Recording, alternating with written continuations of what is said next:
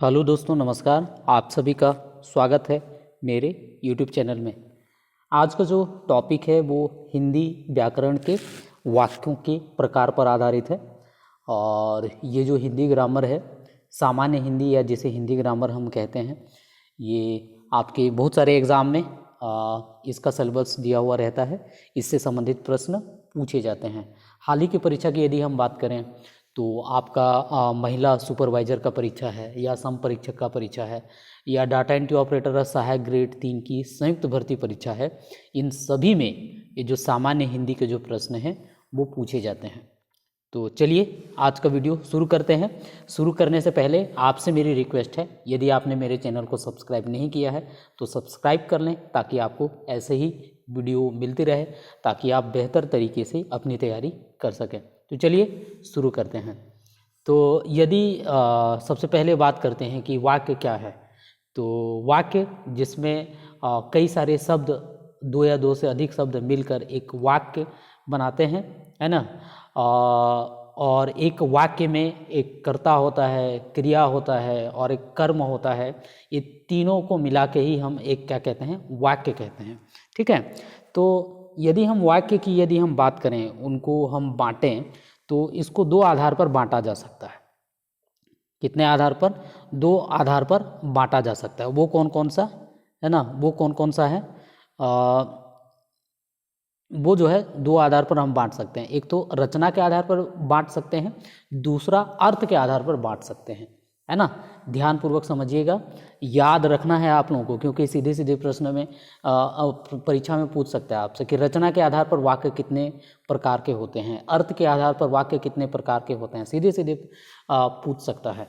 ठीक है। तो रचना के आधार पर यदि हम वाक्यों को बांटें तो तीन प्रकार से बांटा जा सकता है ना। पहला जो टाइप है वो है साधारण वाक्य, दूसरा जो टाइप है, दूसरा जो प्रकार है वो क्या है, संयुक्त वाक्य, और तीसरा जो टाइप है वो है मिश्र वाक्य। ये रचना के आधार पर वाक्यों के प्रकार हैं। ठीक है। दूसरा अर्थ के आधार पर यदि हम बांटें तो टोटल जो है अर्थ के आधार पे 10 या 8 प्रकार के होते हैं, जिसको मैं अगले वीडियो में मैं आपको बता दूंगा कि अर्थ के आधार पर किस तरीके से बांटा जाता है और क्या क्या उसके उदाहरण सहित मैं आपको बता दूंगा। आज के वीडियो में केवल मैं रचना के आधार पर आपको समझाऊंगा। तो रचना के आधार पर वाक्य के कितने प्रकार होते हैं? 3 प्रकार। ये क्लियर हो गया। तीनों को कैसे समझेंगे? एक साधारण वाक्य और एक जो संयुक्त वाक्य है और जो क्या कहते हैं मिश्र वाक्य है, तीनों में क्या अंतर होता है ना। तीनों में क्या क्या होता है ये इसको थोड़ा समझ लेते हैं। तो सबसे पहले बात करते हैं यहाँ पर साधारण वाक्य। किसे हम साधारण वाक्य कहते हैं? तो साधारण वाक्य मतलब एक सामान्य सा वाक्य, साधारण वाक्य जिसमें मुख्यतः एक ही क्रिया होता है, एक ही मुख्य क्रिया होता है ना, एक ही क्रिया होता है, उसे हम क्या कहते हैं, एक साधारण वाक्य कहते हैं। ठीक है। साधारण वाक्य में एक ही मुख्य क्रिया होता है। जैसे एग्जाम्पल के तौर पे ले लो यहाँ पर, वह बाजार जाता है ना, वह बाजार जाता है, जाना एक ही क्रिया है। वह फुटबॉल, हम फुटबॉल खेलते हैं, है ना, खेलना। तो जनरली जिसमें एक ही क्रिया होता है, एक से ज़्यादा क्रिया नहीं होता है, तो उसे हम एक सिंपल सा हम क्या कर सकते हैं, एक साधारण वाक्य बोलते हैं। ठीक है, एक साधारण वाक्य कहते हैं। अब बात करते हैं संयुक्त वाक्य और मिश्र वाक्य। इन दोनों में क्या अंतर होता है ना। सबसे पहले तो ये समझ लीजिए, जो संयुक्त वाक्य होता है या जो मिश्र वाक्य होता है वो कई साधारण वाक्यों को मिला के बनता है ना। पहला पॉइंट ये याद रखिएगा कि कई साधारण वाक्यों को, दो से अधिक साधारण वाक्यों को मिलाने पर संयुक्त वाक्य बनता है, दूसरा मिश्र वाक्य बनता है। ठीक। दूसरा पॉइंट जो आपको याद रखना है, संयुक्त वाक्य और मिश्र वाक्य में दो से अधिक क्रिया होते हैं, है ना। एक ही क्रिया होगा तो वो तो साधारण वाक्य हो जाएगा, है ना। तो दो से अधिक क्रिया होता है एक संयुक्त वाक्य और मिश्र वाक्य में। ठीक, ये पॉइंट याद रखना है। अब बात करते हैं यहाँ पर कि एक संयुक्त वाक्य और मिश्र वाक्य में क्या अंतर होता है। फिर तो एक संयुक्त वाक्य और मिश्र वाक्य में क्या अंतर होता है? ज़्यादातर जो संयुक्त वाक्य होता है ना, ज़्यादातर जो संयुक्त वाक्य होता है उसमें यदि हम संयुक्त वाक्य की यदि हम बात करें तो संयुक्त वाक्यों में और का यूज़ करते हैं हम लोग, और के यूज़ किया जाता है, या का यूज़ किया जाता है ना, वाक्यों को जोड़ने के लिए। वाक्यों को, दो साधारण वाक्यों को जोड़ने के लिए और का यूज़ करते हैं या का यूज़ करते हैं संयुक्त वाक्यों में।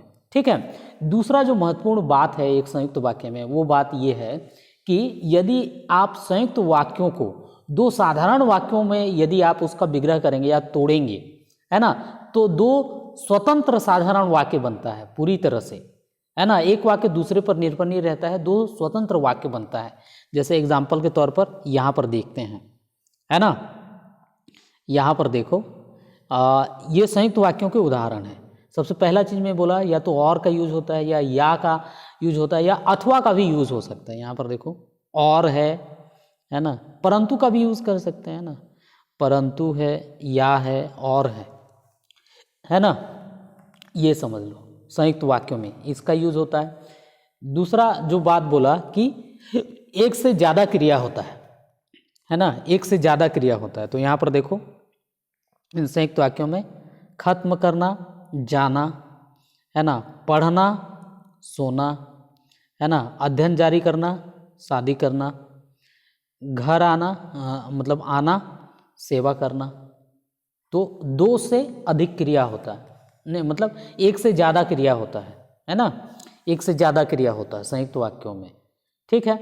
अब तीसरा जो पॉइंट बोला संयुक्त वाक्यों में, वो क्या ध्यान रखना है कि यदि आप संयुक्त वाक्यों को दो साधारण वाक्यों में यदि आप तोड़ेंगे तो वो स्वतंत्र रूप से वाक्य बनते हैं। जैसे यहाँ पर देख लो, काम खत्म करो एक वाक्य बना, है ना, आ जाओ एक वाक्य अपने आप में एक वाक्य बन जाता है, आ जाना, है ना, तो दो स्वतंत्र वाक्य बना। इसी तरह राम पढ़ रहा था परंतु रमेश सो रहा था, इसको तोड़ोगे परंतु को हटा के तो राम पढ़ रहा था एक वाक्य बन गया, रमेश सो रहा था एक वाक्य बन गया।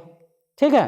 तो जब संयुक्त वाक्यों को तोड़ने पर दो साधारण वाक्य स्वतंत्र रूप से बनता है, तो ये ध्यान रखना है। लेकिन मिश्र वाक्य में ऐसा नहीं होता।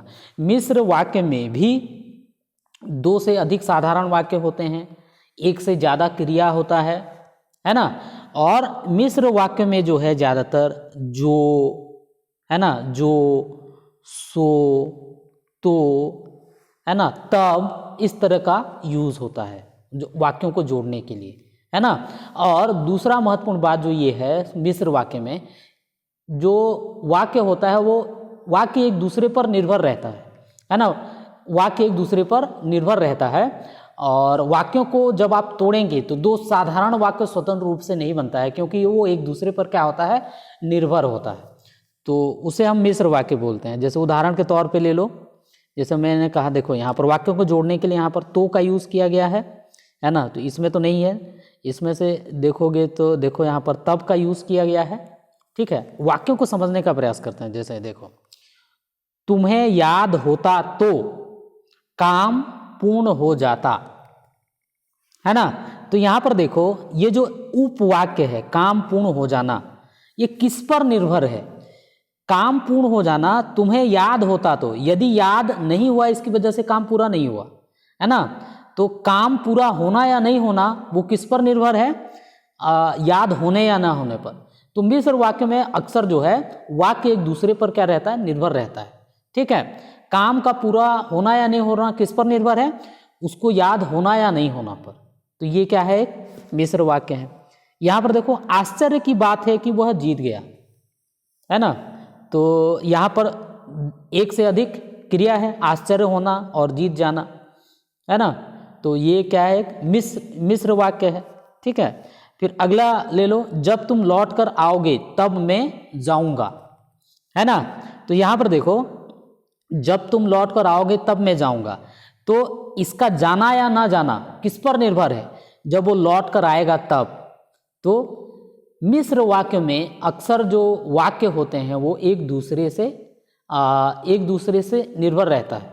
ठीक है। तो उसे हम क्या कहते हैं, मिश्र वाक्य कहते हैं, है ना। इसमें सो, जो, तब का यूज़ किया जाता है। कई बार ऐसा नहीं भी होता है, इन सब का यूज़ नहीं भी होता है। जैसे यहाँ पर देख लो, आश्चर्य की बात है कि वह जीत गया, है ना। तो उसको आपको, उसके भाव को आपको समझना पड़ेगा। तो ये थे वाक्य के प्रकार। इससे संबंधित क्विज यदि आप सॉल्व करना चाहते हैं, यदि आपने इसको ठीक से समझा है, तो उसके लिए मैंने अपने ब्लॉगिंग पेज में क्विज डाल दिया है। आप उस क्विज को सॉल्व करिए तो इसका जो कॉन्सेप्ट है वो क्लियर हो जाएगा।